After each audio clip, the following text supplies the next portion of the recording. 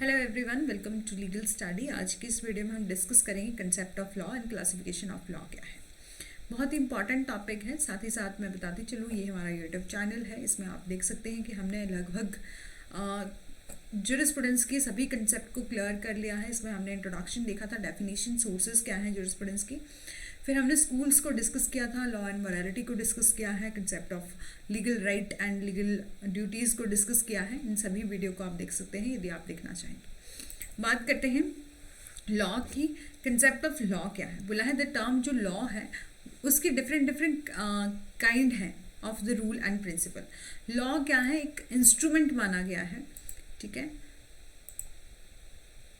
Law क्या है? Instrument माना गया है जिसके द्वारा जो रेगुलेट करता है ह्यूमन कंडक्ट को। लॉ मीन क्या है? जस्टिस, मोरालिटी, रीजन, ऑर्डर और व्यू पॉइंट ऑफ सोसाइटी है। मतलब लॉ का अलग अलग पर्सन ने अलग अलग जस्टिफिकेशन जो है वो दिया है, अलग अलग पॉइंट जो है, अलग अलग डेफिनेशन जो है वो दी है।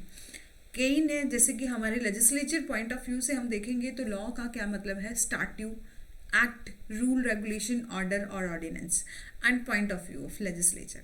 और जब हम कोर्ट्स की पॉइंट ऑफ व्यू से, जजेस के पॉइंट ऑफ व्यू से देखेंगे तो उन्होंने बोला है कि लॉ क्या है? रूल ऑफ कोर्ट है, डिक्री है, जजमेंट है, ऑर्डर ऑफ कोर्ट है एंड इंजंक्शन है from point of view of जजेस, ठीक है।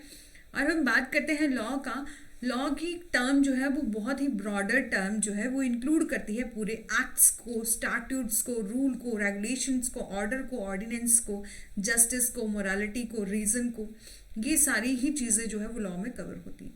बट सिंपल वर्ड्स में हम कह सकते हैं कि लॉ क्या है? एक बॉडी ऑफ रूल है जो कंडक्ट करता है ह्यूमन बिहेवियर को, ठीक है। बात करते हैं क्लासिफिकेशन ऑफ लॉ की। तो वो लॉ की क्लासिफिकेशन जो है वो डिफरेंट 4 टाइप में दी गई है। Municipal law, international law, public law, private law, criminal law and civil law, substantive law and procedure law, ठीक है। इसको हम further one by one brief में डिस्कस करेंगे। यही है कि municipal law and international law, इसी में आप देख सकते हैं। जब हम म्युनिसिपल लॉ की बात करते हैं तो ये लॉ ऑफ नेशन होता है, ठीक है। It means it is a domestic law जो गवर्न करता है सब्जेक्ट ऑफ द स्टेट को, ठीक है।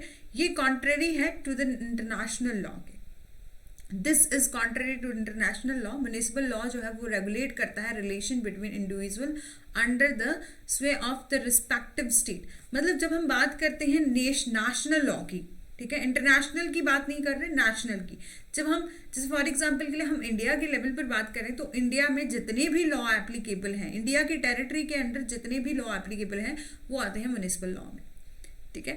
म्युनिसिपल लॉ को फर्दर 2 टाइप में डिवाइड किया गया है, public law and private law. Public law ऐसे लॉ होते हैं जो कि पार्ट ऑफ लॉ है और गवर्न करते हैं relation between legal person and government बीच में। मतलब ऐसे लॉ जो ये बताते हैं कि गवर्नमेंट और इंडिविजुअल का, लीगल पर्सन का क्या रिलेशन है, वो ये बताते हैं। Different institution with in the state and different branches of the government, ठीक है, as well as a relationship between the person that is direct concern with the society। मतलब ऐसे लॉ, सिंपल वर्ड्स में हम कह सकते हैं कि ऐसे लॉ जो क्या करते हैं? गवर्न करते हैं relation between legal person and government के बीच में, उसे हम पब्लिक लॉ कहते हैं। जब हम बात करते हैं प्राइवेट लॉ की, तो प्राइवेट लॉ ऐसे लॉ होते हैं जो कंसर्न करते हैं between individual with one another और अ प्राइवेट रिलेशनशिप। मतलब जब हम प्राइवेट रिलेशनशिप की बात करते हैं, one individual to second individual की बात करते हैं, इन दोनों पर्सन में जो रिलेशन है, फॉर एग्जांपल के लिए आपका एक सिटीजन का एक कंपनी से क्या रिलेशन है, वो ये बताता है प्राइवेट लॉ, ठीक है। और पब्लिक लॉ जो है वो बताता है कि relation between legal person and government का, ठीक है। बात करते हैं इंटरनेशनल लॉ की। तो इंटरनेशनल लॉ एक सेट ऑफ रूल है जो कि नेशनल पर नहीं, म्युनिसिपल लॉ से रिलेट नहीं, बल्कि इंटरनेशनल लॉ से रिलेट करता हूँ। इंटरनेशनल लेवल पर जो लॉ बनाया जाता है उसकी बात करिए।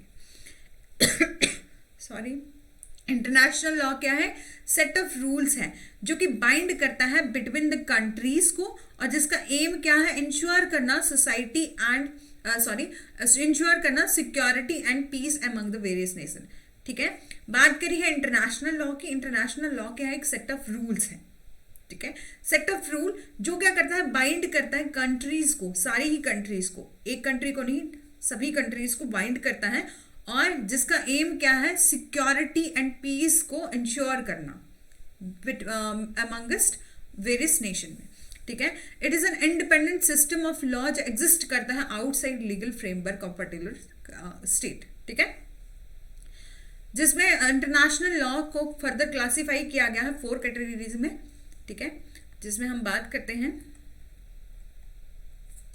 कस्टमरी इंटरनेशनल लॉ की, ठीक है, कि हमारी इंटरनेशनल लॉ जो है वो फर्दर 4 टाइप में क्लासिफाई किया है। कस्टमरी लॉ, ये these rule that have been enforce since the ancient time, जो कि कस्टमरी लॉ मतलब एंशिएंट टाइम से ऐसे रूल रेगुलेशन जो फॉलो होते थे उनकी बात यहाँ पर करी गई है।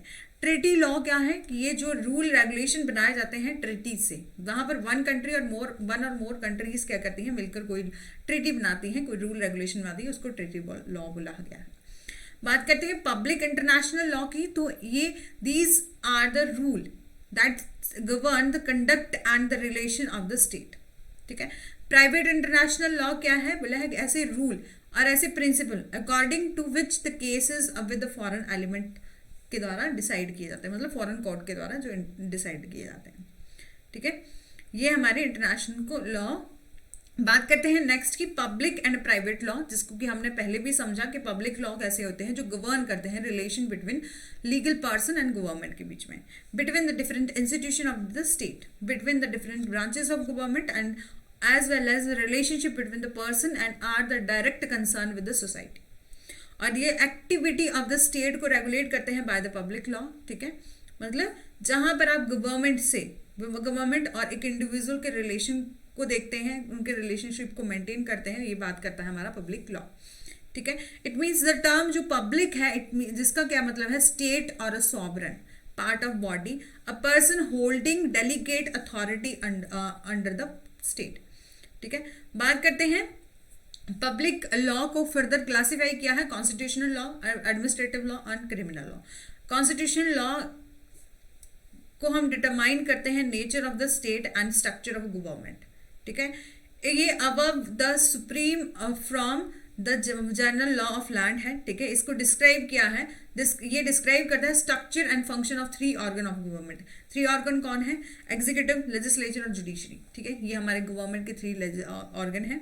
एडमिनिस्ट्रेटिव लॉ जो एडमिनिस्ट्रेशन से डील करता हो, ऐसी बॉडी ऑफ लॉ जो गवर्न करता है और डील करता है पब्लिक एडमिनिस्ट्रेशन से, ठीक है, इंक्लूड करता है सारे ही लॉ डिसीजंस जो कि लिए जाएं administrative agency and non administrative agency, जिसको क्वासी जुडिशियल अथॉरिटी जो है वो बोलते हैं, ठीक है। Implemented their power and duties from the rule regulation order decision, इन सब की बात करता है एडमिनिस्ट्रेटिव लॉ। क्रिमिनल लॉ की law of the land, law of एक क्रिमिनल लॉ क्या है, लॉ ऑफ बॉडी है जो डिफाइन करता है क्रिमिनल ऑफेंसेस को, रेगुलेट करता है, कॉग्निजेंस लेता है, और चार्जशीट जो है create charge and the trial suspected, मतलब इसमें क्रिमिनल की बात करी गई है, यदि कोई क्रिमिनल पर्सन कोई ऐसा ऑफेंस करता है तो उसको किस तरह से उसको पनिश किया जाता है, क्या रूल रेगुलेशन है उससे रिलेटेड, ये बात करता है क्रिमिनल लॉ। बात करते हैं नेक्स्ट में हम प्राइवेट लॉ क्या है। पब्लिक लॉ को हमने देख लिया, उसकी क्लासिफिकेशन भी देख ली।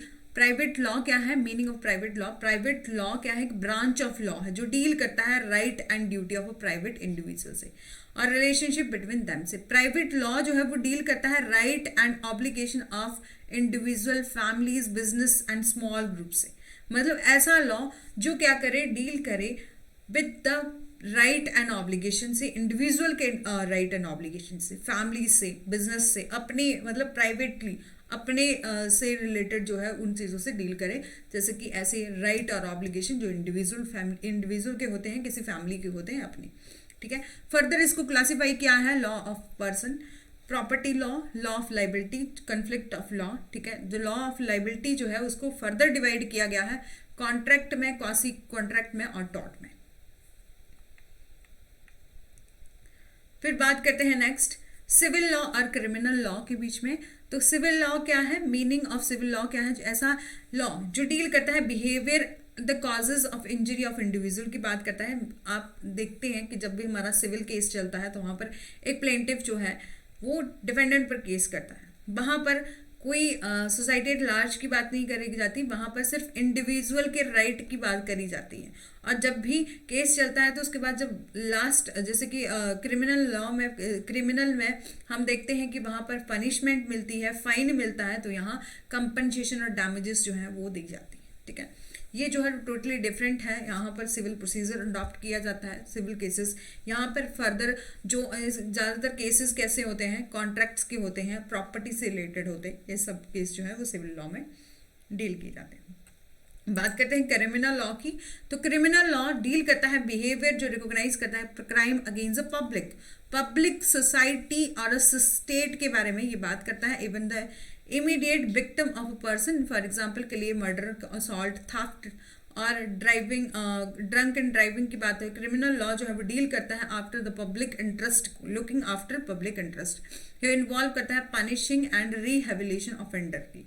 ठीक है, जो प्रोटेक्ट करता है सोसाइटी को।